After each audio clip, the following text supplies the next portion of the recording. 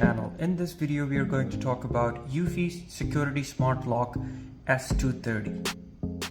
So it has a fingerprint unlocking. Then you can also decide who can access it. You can assign it to multiple emails or accounts, and then they can access it and you can see who opened it and who didn't. And then there is an inbuilt power brick which lasts up to 1 year. And then there is an auto lock feature that you can set it after 30 seconds, 1 minute, or different times that when the lock should be automatically locking. And then there are multiple ways to unlock it, and I'll explain it how to do it. So like fingerprint, keypad, app, Alexa, Google, and Bluetooth. And then now we'll get into the lock. Next step would be to installing the Eufy app. So if you go on the book, or you go to your App Store or Google Play app, it will be Eufy Security App. So once you download the app, then we'll follow the next steps. So once you download the app, then go to the app, open it, and then on the display you will see either you can enter the information. So if you already have an account from the past, then you can use that, or you can go to sign up and then open a new account. So choose your country, and then it will be you will have to enter your email, password, and all that information. So what's the account setup, and then we'll follow to the next steps. Now we will be logging in with your credentials that you created.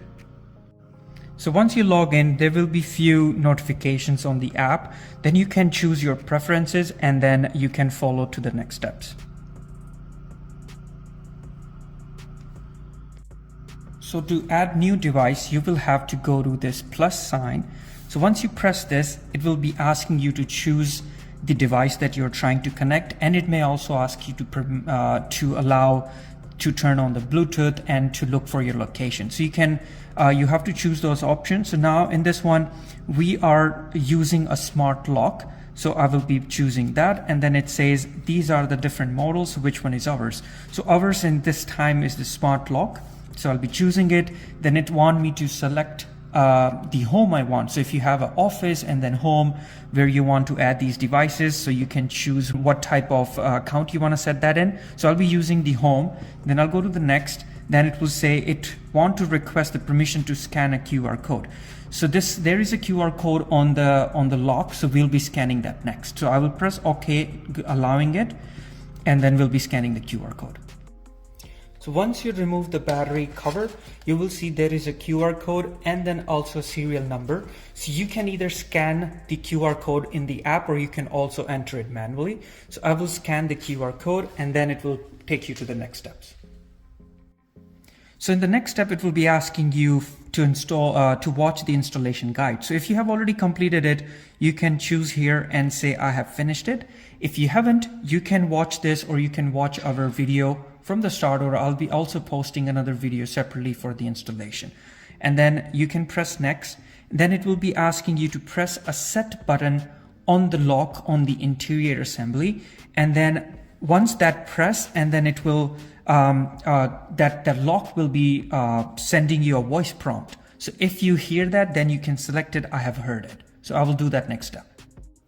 So again, remove the battery cover. You will see in the middle here that it says set. So you have to long press until you hear the voice prompt. Ready to set up. So now it says ready to set up. So now we will go back to the app and follow the next steps. So now once you heard the voice prompt, you press here, I heard, then you go to the next. Now your app is trying to connect with the lock. It takes usually a few seconds. Then it will ask you to connect your Wi-Fi. So now once you enter the information, so your Wi-Fi and the password, you can confirm it, and now your lock will be connecting with the Wi-Fi, creating a wireless connection. So now once that connection is successed, it will ask you where your lock is installed. So you can choose if it's the front door, back door, garage door, attic door, or basement door. So for me, it's the garage door, so I will choose that. Then press next, and then it will be asking you to calibrate the lock. So it says, please close the door and lock it, then calibrate the lock. You should complete calibration inside so that to prevent the possibility of you locking out. So once you have closed your door and locked it, you can say, I have closed and locked my door, then calibrate the lock.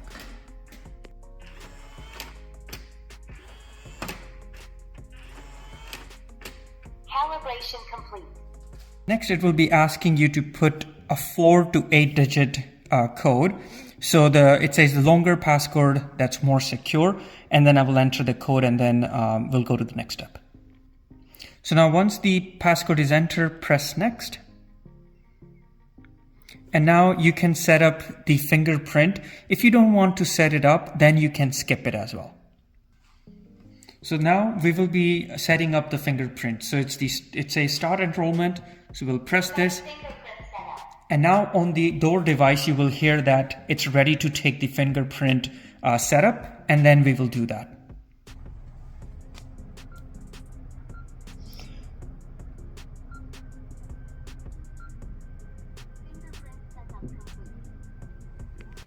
So once your fingerprint is set, it will ask you to assign access. So what you can do is you can choose, let's say, mom, dad, and then kids, and then you can assign them. Here, this is the access, and then there is add access. You can do more steps in that, and then it's done. So now, if you see, this is the garage door. It is unlocked right now. If I drag it, it will lock the door. And then it will give you the voice confirmation or tone confirmation from the lock as well. And then if I drag it down, it will unlock the door as well. And in this, you can see lock events. So if you see it, it will give you the date and time when the door was opened and closed. And then you can manage access. Again, the step that I was telling you. So add access. You can say give a name. Let's say I will do ABC. This is a confirm. You can give the permission for either always 24/7 or schedule a time that they can operate it or a one time. So let's say if you have some delivery coming, you can give them a one-time single-use password, and then they will use that and lock the door so that they cannot re-enter it. And let's say if you have cleaners coming in or someone who takes care for your pet, you can schedule it, giving them options, let's say from 8 a.m. to 5 p.m. between those hours, and then always can be for your family. And then let's say if I do a one-time password, if I do next, you have option to start now and then expire never. So let's say your delivery is coming tomorrow. You can choose a time. So let's say I will do 4th May. And then I will do confirm, and expire I will do 5th May. So that means they have a 1 day 24-hour window, or you can also do between some certain hours, let's say 8 a.m. to 10 a.m. And then you can press next, give them a temporary code 0000, next, and then it will be like, please choose a different access code. So it's saying it's a hard, so you can choose, let's say 4589. So this is a single time code. And then you have it done. So you can now give it to your delivery company there who's coming to deliver something between those hours that you have selected. Press done. And then if you want to delete it, you can go back to that access, delete the access. Then you also have settings that you can choose from. So if you see here, it says integrate with the doorbell or camera. So if you have a Eufy system as a doorbell or the camera, then you can integrate your lock system and then the cameras with the within the same app. I don't have it. I just got the door lock, so I won't be setting that up. Then you can set up the auto lock. So I will choose this auto lock. So if anyone opens the door, I want the door to be locked back. And then it's a time between 1 second to 3 minutes. So let's say I will do 30 seconds. And then, or you can also set up a schedule. So let's say 11 p.m. to 6 a.m. next day that it will be doing this. Otherwise it won't auto lock. And then your family members who are entering, they can lock it. But I want it to be locked all the time. So I will choose 30 seconds or I will do 1 minute. And then one touch locking, and lock the door by long pressing the lock or the cancel button on the outside. So on the keypad on the outside, you have that where you can lock it and unlock it. Then scramble password, it means, let's say you have a 4-digit password set. Let's say you have a 1, 2, 3, 4 set. Scramble password means let's say you are with someone, but you don't want them to see the access code that you're entering.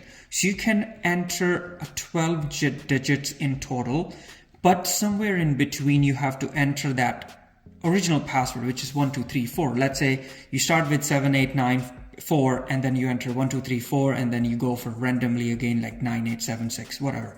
So it just means that within those 12 digits, your 4-digit has to be continuous, the lock that you have set. So this is very interesting setting, which I love, and then you can set it up. And then wrong try protection is that if someone tries to attempt to open it but they don't know the code, then after 5 attempts, or you can do 3 attempts or 10 attempts, that the door will lock for certain time. So it's either 1 minute to 5 minutes. Let's say this is set to 3 minutes. The next is the lock sound. So you can have it either at low or high, depending on how much sound you want to hear when the lock opens or closes. Then a lock calibration. Let's say you're having some issue with the lock automatically locking or opening, then you can try to calibrate it. Then notification. So door is unlocked, door is locked. So every time that it happens, you want the notification to be sent to your phone, you can choose this. Or you can just say, let's say unlocking it, not or only for the locking it. So you can choose how and when you want to receive the notification. Then in general, there is the internet connection. If you change the Wi-Fi from, let's say, one provider to another, you can delete and change it. Then the time settings, what time zone you are at. Then mounting guide, which we already complete the installation, but let's say you want to remove it and put it at somewhere else, you can follow the instructions. Then these are basic for the device. So once in a while, maybe just check if there is any firmware update. So if you see this says it is updated, so you don't have to do anything. Then you can also do from general, you can change the device. Let's say if it was on a garage door, but you put it on the basement door or the main entry door, you can change the location of the device. And then share device is that if you want to send it to your family or your friends, just send them, create an invite. You can access, give them as the admin controls or just the guest controls. Then this is just to review the app, remove the app, just in case if you don't want the device anymore and you want to remove it, then you can just remove it and then the account will be deleted. And then on the top here, this is the garage door. It says the Wi-Fi connection is full, and you also see the battery sign. Yeah, I cannot see the battery information about how much battery is there, but I can see the lines in the battery sign. So maybe that shows that the battery is full, and then later when it goes down, it will give you the notifications. So now once all the device and everything is set up, let's test the door. So first is the fingerprint. So as soon as you scan your fingerprint, the door will unlock. Now we'll lock the door again. Then the second is to enter your password. Then it will unlock it. Then let's just say like your battery power is down and you cannot access it. Then there is this cylinder cover on the top. So you just have to slightly pull it out and open it. Then there are 2 sets of keys in the box that you can keep it with you and lock and unlock the door. Okay. Then just in case the fingerprint is not working, the keypad is not working, you don't have the key, the battery died, and you need to access the house. So there is an emergency USB micro port at the bottom. You will just need to use a battery power bank to connect it, to power it temporarily, and then you can use the lock to unlock it, and then you can charge your battery, or if there's any malfunctioning or any issue with the lock, then you can figure that out. So that's a very good feature that Eufy has given in this lock, which I really like in case of emergency. Thanks for watching the video. I hope this video helped you to understand the Eufy Security door lock system better. Please like the video and subscribe to the channel. To end the video, I'll be locking the door. Thank you.